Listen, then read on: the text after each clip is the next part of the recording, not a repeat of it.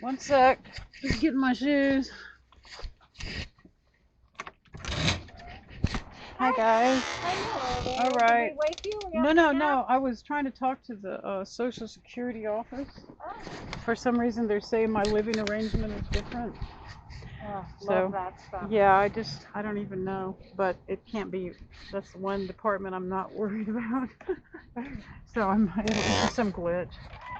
So, hi guys. I see you decorated. I did. It was kind of hardcore feelings, so I thought I'd put up I got the letter from Trina, the original thing from the court saying I wouldn't be towed, and then the Episcopal services, and that's lesson number 6 out of my new book. Okay. About how you can't just snatch people's stuff up, property. You know, some actual rulings on a couple of good ones out of California, even out of Los Angeles, that give people back their vehicles and stuff. So I was trying to head it off at the, like that. Mm-hmm. And then we had the sister of the hit and run victim. They came by and brought some people, and we had like an instant community meeting. And Okay. then some guy came from an eviction action group, and he's running for Congress. And he's super interested in homeless people. Of course, he's running against Nancy Pelosi, so you know how that goes. But he was really into what we were saying and stuff, so that was cool. We had a nice. Who do you know his name? Matt? Jeff. Oh. Jeff for 11. Find him on Twitter. So he's gonna retweet my stuff here and took some pictures. Nice, And, nice. just some community stuff. And I was telling him how bad it was going down there for the other guys. You know, they've all called me last night, about how they're all gonna get towed at midnight and all this other stuff. And I'm like, I've been telling y'all for months how to get to do this, how to get here, what the steps, who to talk to, how to clean up, how to get, what to ask, Yeah. So maybe now they'll kind of try to shape up. I don't know. It's one day at a time in this. You know that better than I do. A couple of them have been pretty responsive, about it. So we'll see. I don't know. I don't have a lot of hope. I spent all day yesterday cleaning my car out, and we had our conversation, and I just went to bed. I was like, God's got this. Don't trip. Then I woke up this morning fiercely wanting to resist. Right.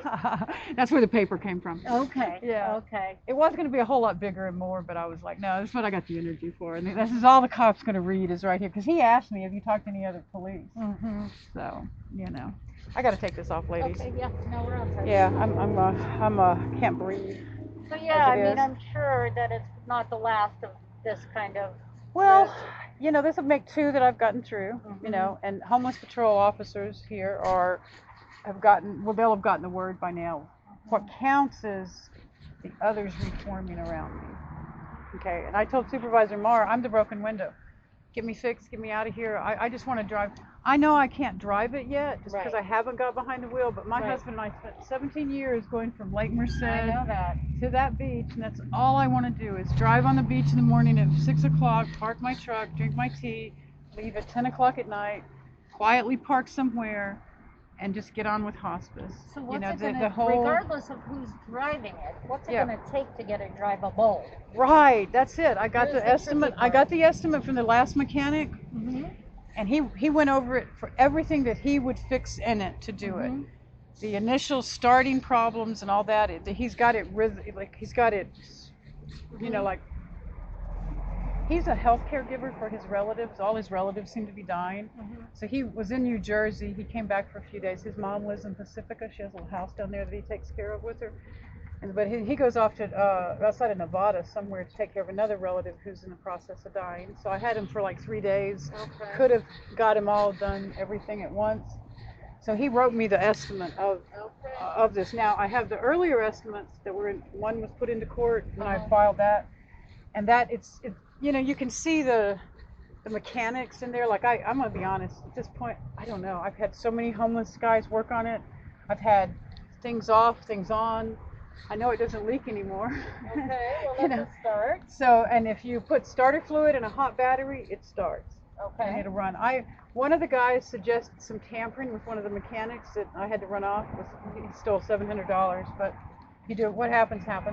But we think he might have adjusted something too low so the fuel doesn't flow properly, because it's got a new fuel pump. new fuel filter, new ignition module. Like I've been working on it. Like right. And then I've been there's working the on. structural issues too, though, right? Yeah, that's just okay. A spot in the floor, like right here at this space, right here. So I've already had the fridge taken out. So that was the heaviest. Yeah, that we had. That was. These guys did not measure to see if it could fit out, so they took it out. It's standing in the middle of my living room floor leaking, and they figure out it's too big to get out. I just walked off crying. That's what you get when you work with crazy people. So they cut it in half and hauled it off. By the time I got back from the beach, they were just in there. Like, okay, that works. So I haven't let anyone else do anything else in there. Like I'm not going anywhere near the stove. So it's the stove, the sink, and the water pump, and okay, this unit right here. You can even see how everything leans down, right? You see the angle of it. Yeah. Okay, so that right there is, but further in, and then this, like right in that space right there, the bathroom floor has no floor. Like it's all just particle board, water. You know, it's hit it. So just take everything out, cut out the nasty, and then just throw some wood on it. Okay. Like I'm not even trying. Huh? You got someone for that? Pretty sure my kid could do it. It's not. It's mostly the wood. What I'm really looking for is to just get the unit out, the heavy stuff, and just throw wood on it so it can be walkable. And I'm not trying to get any nothing. You know, basic weatherization type stuff. You know, and the roof. It's doing pretty good so far. He did it. He fixed that panel right there. It didn't look good, but it's not leaked anymore. So my kid did that. The roof too. So. To me, if a fairy godmother just see, I'm from the South. I say that all the time. If I rolled into a church parking lot, this thing would boom, boom, boom, boom, boom, and that's how I'm used to thinking. But when someone actually says, "What's it going to take?" I'm like, "Here, this is what the previous mechanic said." Here, you know, because I'm at this point, Yeah, and I know you want to get up to the river. Yeah, and see that this is like right now for learning to drive. I'm in the perfect place. Like I said, from here to the beach, sit there all day, get brave again, drive back down park. Get this done. I just want to get back to that. I want my kids to see me in these campgrounds. And we've already arranged they'll drive the car, I'll drive the RV, I'll drive them back to the bark, wherever, because, you know, it's all. And I want them to see me going to Thousand Trails, not see me stuck here doing this shit. I mean, I'm to be blunt. Okay. You know, and I'm not even like, the whole thing with Thousand Trails is the level of membership I have right now. It's 4 days, 4 days, 4 days. Next level of membership is a $700 deposit, and then I pay $150 a month, every month. And right now I pay 56. And so at the next level, I can stay 21 days at a time. Plus my family gets what they call $29 weeks. So once my end actually happens, you know, like we know I'm dying and all that kind of stuff, or we have a crisis, or however this works, you get a free cabin a week too. You know, it's like a resort. It's a resort for RVs. Yeah. I mean, it really sounds. Yeah, and it's you can just Google Thousand Trails and you can see they have they've been in business 50 years, so they're not fly by night. But and each campground is about 70 to 80 miles apart from each other. So my kid could drive, I could drive the RV, and my daughter or son could drive the car, or vice versa. My son could drive the RV too. I just want to drive it. Like I'm trying so hard to have that image, because there's nothing wrong with it as far as that part. Like there's just starting issues. There's a little, you know, the little structural thing, and honestly, and the brake lights. The raccoons ate some of the brake lines, so that's the real. That's good. Yeah, that needs something. Yeah, but the brakes themselves are great. Okay. Yeah, I did a brake job on it. We think that. So we only I'm have sorry. a few minutes because we got to get Kim back. And the same thing with the car. There's a light thing, electrical thing where it says check engine light, but it passes smog. But once you pull in and it's got the check engine light on, they won't even talk to you. So there's like the radio comes on randomly. Right. So there's a wire in there. And sometimes the electric doors lock and unlock by themselves. Really frightening. So there's like some kind of little short going out there, and there's one other little small issue, but it's nothing, you know. And you feel like you have people around you that will help. Like, I mean, I know with a project like this, my response is to freeze. You know, it's like, oh. My dad's in oil field, and he was an engineer, and I grew up overseas with him, going on a job with him all the time, and he'd talk to people in foreign languages all the time, and he'd have to repeat it in English over and over. So my dad showed me how to talk through really difficult projects. Like I'd watch him. I grew up watching And so like every time I've written to Episcopal Services, like I break it down into modules. I've got it down into this is who you need to talk to do this. That's why their shit is so stinky. Okay? Okay. Because I've been very precise about fulfilling my end. And I mean, any paper they've wanted, I've gone and gotten the same paper twice. I'm not, I know how this stuff works. So I've got it broke down into a real, like, action, and as far as doing it here on the street, that was John Warner's recent problem was he wanted me to be somewhere legal to do it. Yeah, because that's the only way the city can pay. Right, and I don't even know what that means, legal to do it. Like mobile mechanics can just get into here and zoom. I guess as long as they're licensed and like established business. I don't know. Yeah, and no, I can understand the wanting the mechanic because I've found a couple on Craigslist. There's one I already knew of. He was an Arabic dude, and when I first talked to him in Ramadan, during the Ramadan season, he wanted to come out right then and help me. Like he was very adamant to, but at the same time, like I'm kind of overwhelmed by the processing of like I don't want to hire anyone else and have them on hold until something just actually is gonna. You know what I mean? Like I don't. Something. Yeah, it's hard to find people that'll work on older RVs to begin with. No, yeah, that's what I hear. So once you get someone, and I've got a lead on another one, a guy that will come from the East Bay, and he specializes on gas-powered RVs. Like, and he has a license. Like he calls himself in his Craigslist the only East Bay licensed mobile mechanic for RVs. Oh, okay. So he's like, that's. And honestly, it's the lifestyle thing. Like when you're standing here looking at, it looks tremendous to you to have your house and all the little different things as you go. But to RV people, it's like, oh, okay, it's just normal. Whereas like your house would overwhelm the hell out of me. Like, I mean, I wouldn't even begin to know fuses and roofs and plumbing and termites and all, like it's a whole other. So if you get someone whose RV specialty, is or like the homeless people, they just are, but I can't deal with that. I can't deal with it anymore. Like I don't know where, all I want is to be able to get behind the wheel, learn to drive, and know it's okay. Right, and have it be able to be driven. Yeah, just to be okay. And to leave town. Like it's never, from my first piece of paper to the judge and my first piece of paper to the city Department of Homelessness, it's always been about going back to Thousand Trails.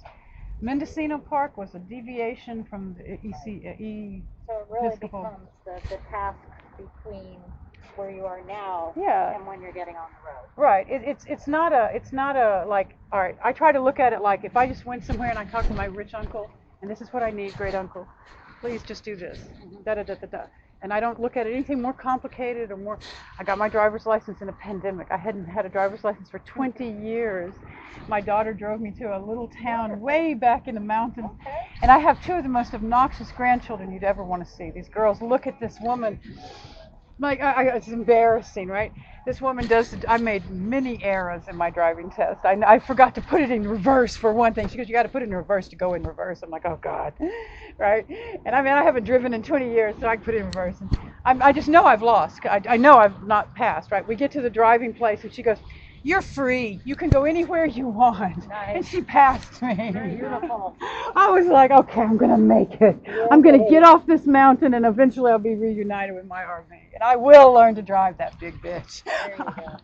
So that's all it's about. It's my dignity. It's my death on my terms. The guy at the hospice, he goes, well, eventually you're going to probably, because of, the combination of drugs you think I'm going to take.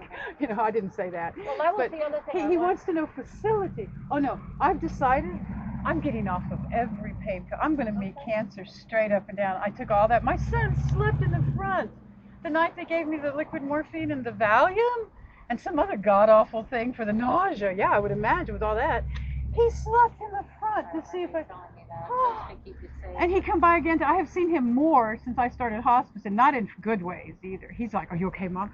I was walking. I went to take, the night that you were here, I went to take a walk afterwards. He jumps out of his car. What are you doing, Mom? I'm exercising. What are you doing here? I'm just worried. But Jack OD'd when he was 15 over the same combination. So we came in, we took the medicine, all of it. I'm going cold turkey. Screw this. So what are your thoughts about, we talked about, the street, switching your Medi-Cal and getting... I've got to get out from under this hospice thing. I'm not going for that. Well, that's I liked the nurse that came in that talked. She was the first one who felt the lump, and she looked right at me. I was one of the two that was there, and she said, I understand if you don't want to treat it. And I was like, well, it isn't that I don't want to treat it. I'm just not in a situation that I can get a mastectomy. You know, I have to be somewhere to recover.